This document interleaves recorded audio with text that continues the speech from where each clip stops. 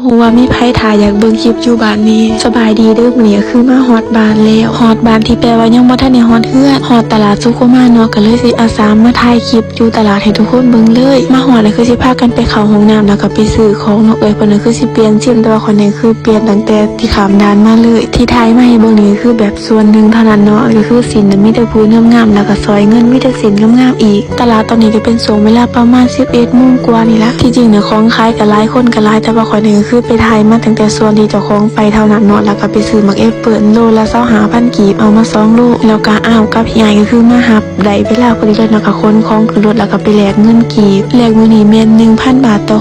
630,000 กีบไปแล้วก็พากันกลับนี่ล่ะทุกคนหิมะบ้านข่อยก็คือเป็นสีแดงเด้อบ่ได้เป็นสีขาวคือประเทศอื่นนี่หน้าแซงทงนี่ก็คืองามกว่าหมู่เท่าที่ขี่รถผ่านมาคือเห็นงามกว่าหมู่ก็คือทันนี่ล่ะนี่คือเส้นทางที่เบิ่งคือสิเป็นอันตรายแต่ก็ปลอดภัยที่สุดเด้อข้ามห้วยข้ามโฮงมาเนาะเพื่อสิฮอดบ้านที่แรกคิดว่าน้ำห้วยมันสิลึกแต่ก็ตื้นๆนึงเด็กน้อยก็คือมาเล่นน้ำอยู่นี่หลายเห็นแล้วก็เป็นตะมวนอยู่บ่ได้จักเล่นน้ำ